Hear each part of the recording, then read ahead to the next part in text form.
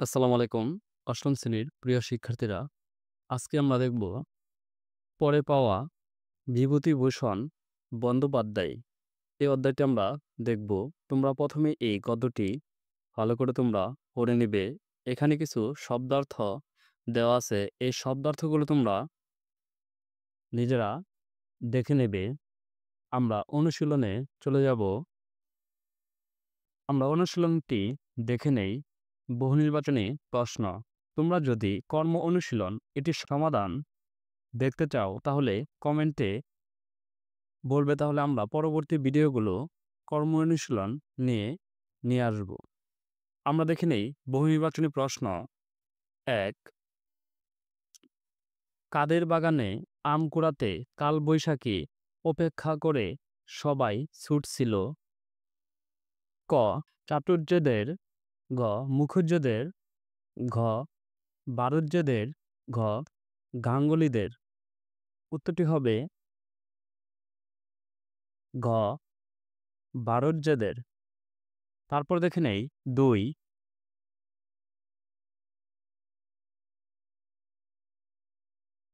চাঁপাতুলের আমের ব্যাপারে এত আগ্রহের কারণ তা: ১.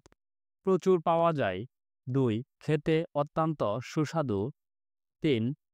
নির্বিঘ্নে কুড়ানো যায়। উত্তরটি হবে খ. ২।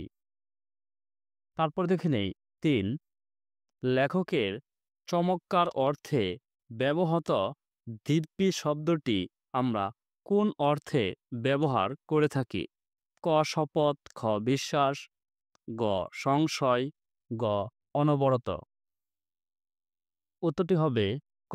শপথ।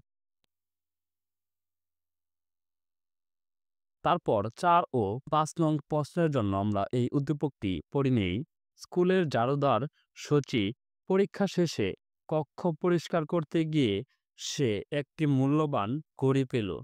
তার লোভ হলো, ভাবল ঘড়িটা মেয়ের জামাইকে উপহার দেবে। মেয়ে নিশ্চয় খুব খুশি হবে, কিন্তু রাতে ঘুমোতে গিয়ে মনে হলো এ অন্যায়, অনুচিত। যার ঘড়ি তার মন কষ্টের কারণে মেয়ের চরম অকল্যাণ হতে পারে। ঘড়িটা কর্তৃপক্ষের কাছে জমা দেওয়া তার কর্তব্য। সে পরদিন তাই করল। এখন আমরা দেখি ৪ নং প্রশ্ন। শচী পড়ে পাওয়া গল্পের কোন চরিত্রের প্রতিভু? ক. বাদল, খ. বিদু, খ. কথক, ঘ. সিধু। উত্তরটি হবে ঘ. কথক। তারপর আমরা দেখি নেই ৫। উল্লেখিত তুলনাটা কোন মানদণ্ডে বিচার্য? উভয়ই। ক. ন্যায় ও কর্তব্যবোধে উদ্বুদ্ধ, ২. লোকলজ্জার ভয়ে ভীত, ৩. অকল্যাণ চিন্তায় তাড়িত। উত্তরটি হবে ক. ন্যায় ও কর্তব্যবোধের উদ্বুদ্ধ। আমরা এখন দেখে নেই সৃজনশীল প্রশ্ন। এখানে তোমাদের ৪টি প্রশ্ন দেওয়া আছে। সৃজনশীল ১-এ আমরা এই ৪টি সমাধান করব। তার আগে আমরা এই উদ্দীপকটি পড়ে নেই। আরিফ ট্যাক্সি ক্যাব চালিয়ে জীবিকা নির্বাহ করে। একবার একজন আরোহীকে গন্তব্যে পৌঁছে দিয়ে সে বিশ্রাম নিচ্ছিল। সহসা গাড়ির ভিতরে দৃষ্টি পড়তে সে দেখতে পেল একটি মানিব্যাগ সিটের উপর পড়ে আছে। ব্যাগে অনেকগুলো ডলার, কিন্তু ব্যাগে কোনো ঠিকানা পাওয়া গেল না। সে সন্ধ্যা অবধি অপেক্ষা করল। নিরুপায় হয়ে সে পত্রিকা অফিসে গিয়ে সম্পাদককে একটি বিজ্ঞপ্তি ছাপিয়ে দেবার অনুরোধ জানায়। এখন আমরা এই ৪টি প্রশ্ন সমাধান করব। প্রথমে দেখে নেই ক. পড়ে পাওয়া কি ধরনের রচনা? চলো আমরা এই কয়ের উত্তরটি দেখে নেই। কয়ের উত্তরটি হচ্ছে পড়ে পাওয়া একটি কিশোর গল্প। আমরা কয়ের উত্তরটি দেখে নিলাম। তারপর দেখে নেই খ.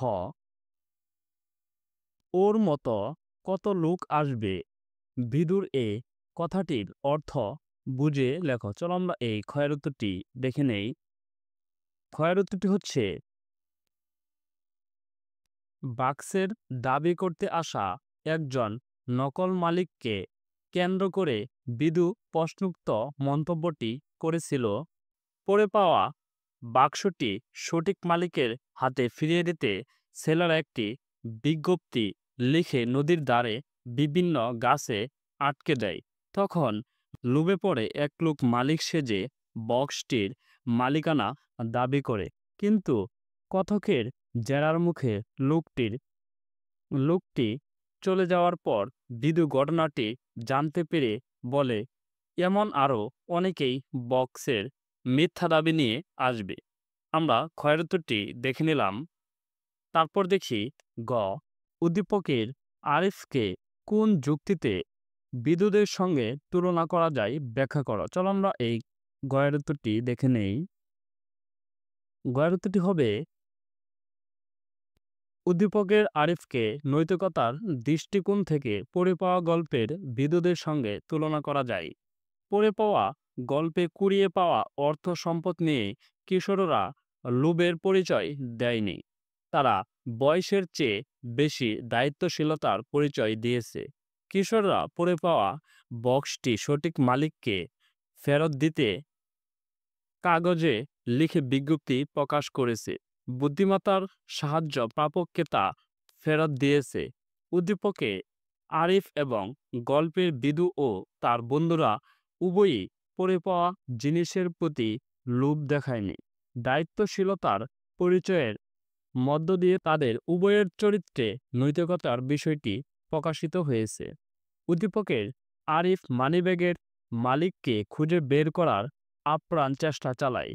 অন্যদিকে কিশোর বয়সী বিদুরা পড়ে পাওয়া টিনের ক্যাশ বক্সটিও মালিককে হস্তান্তর করতে সক্ষম হয়।